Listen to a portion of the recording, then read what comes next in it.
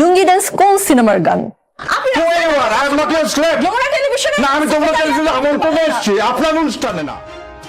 যমুনা টেলিভিশনের এক লাইভ আলোচনায় বঙ্গবন্ধুকে বিশ্বাসঘাতক বলে মন্তব্য করায় উপস্থাপিকা রোকসানা আঞ্জুম নিকোল তীব্র প্রতিক্রিয়া জানান। ব্যারিস্টার শাহরিয়ার কবির বক্তব্য দেওয়ার পরেই তিনি ক্ষোভে ফেটে পড়েন এবং বারবার তাকে থামাতে থাকেন।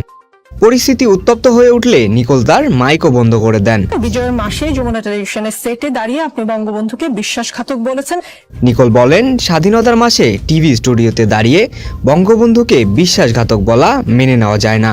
স্বাধীন দেশের নাগরিক হিসেবে আমি এর প্রতিবাদ করছি। তার এই বক্তব্য আলোচক শাহরিয়ার কবিরও ক্ষোভ প্রকাশ করেন। তিনি উপস্থাপিকাকে উদ্দেশ্য করে বলেন,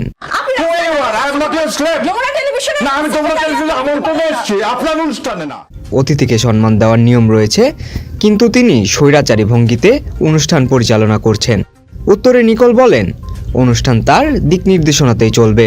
প্রতি উত্তরে শাহরিয়ার কবির বলেন, এটা আপনার অনুষ্ঠান নয়, আমি যমুনা টিভির আমন্ত্রণে এসেছি 16 কোটি মানুষের কথা বলতে।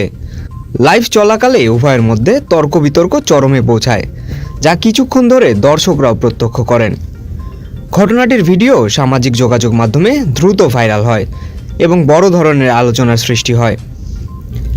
অনেক নেটিজেন উপস্থাপিকা নিকোলের আচরণ নিয়ে অসন্তোষ প্রকাশ করেন এবং তাকে যমুনা টিভি থেকে অপসারণেরও দাবি জানান। Khalid Robin, entrepreneur news.